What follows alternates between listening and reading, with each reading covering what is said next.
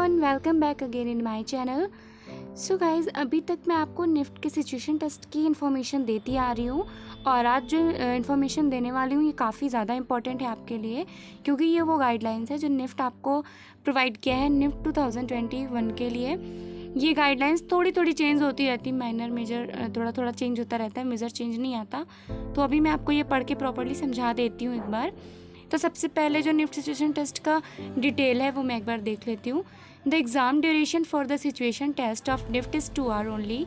तो आपको जो एग्ज़ाम देना है, जो आपका टाइम है वो सिर्फ 2 आवर का है, यानी कि आपको एटलीस्ट 1.5 आवर में अपना मॉडल कंप्लीट कर लेना है और 30 मिनट्स में आपको अपना राइट अप वगैरह का रेडी कर लेना है। फिर थोड़ा सा 10-15 मिनट आपको सब कुछ सेट करने में लगेगा। तो बेसिकली आप ये रखिए कि हाँ, आप 30 मिनट्स पहले आपका मॉडल कंप्लीट हो जाए। उसके बाद पैरामीटर्स क्या हैं जिन पे वो जज करने वाले हैं आपको, दैट इज़ कलर स्कीम, यानी कि आप कैसे कलर पे वर्क कर रहे हैं।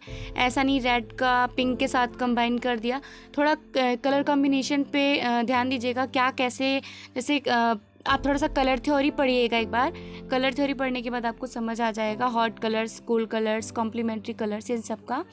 उसके बाद वो देखेंगे स्पेस विजुअलाइजेशन, मतलब कि जैसे आपने कोई मॉडल बनाया तो उसमें कितना आपने नेगेटिव स्पेस छोड़ा, कितना पॉजिटिव स्पेस छोड़ा, ये सारी चीज़ें। उसके बाद कंस्ट्रक्शन स्किल देखेंगे, आपने कैसे बनाया है, चीज़ें गिर तो नहीं रही हैं, चीज़ें स्टेबल है कि नहीं।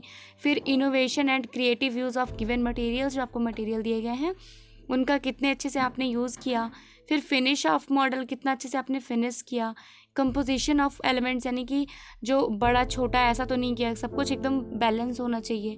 फिर ओवरऑल प्रेजेंटेशन, यानी कि पूरा आपने कैसे बनाया है उस पर। तो ये उनका जज करने का पैरामीटर है। उसके बाद वो आपको कोई भी एडिशनल चीज़ को यूज़ करने की परमिशन नहीं दे रहे हैं। इफ़ आपने यूज़ किया तो आपका नेगेटिव मार्किंग हो सकता है। उसके बाद आपको जो अपना राइटअप देना है वो ओनली इंग्लिश लैंग्वेज में देना है। किसी अदर लैंग्वेज में देने से आपका जो राइटअप है वो कंसीडर नहीं किया जाएगा और आपका मॉडल डिस्क्वालीफाई हो जाएगा। उसके बाद जो जूरी है, हो सकता है कि जूरी आपका सामने से ही आपका प्रेजेंटेशन ले।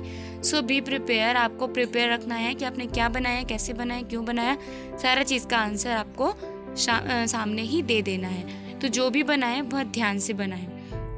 उसके बाद निफ्ट के थ्रू आपको जो प्रिपरेशन टिप्स आई हैं, दैट इज़ कि आपको प्रैक्टिस करनी है अपने मॉडल्स को, जो भी डिफरेंट मॉडल हैं वो अपने घर पे आप बना कर प्रैक्टिस कीजिए। Student must work to improve their observation skills, आप क्या ऑब्जर्व कर रहे हो, अगर रूम है तो क्या होना चाहिए, स्कूल है तो क्या होना चाहिए, ये सारी चीज़ों पे थोड़ा सा ऑब्जर्वेशन स्किल अपनी बढ़ानी है आपको। उसके बाद जो कैंडिडेट्स हैं उनको इन सब मटेरियल्स पे प्रैक्टिस करना आना चाहिए।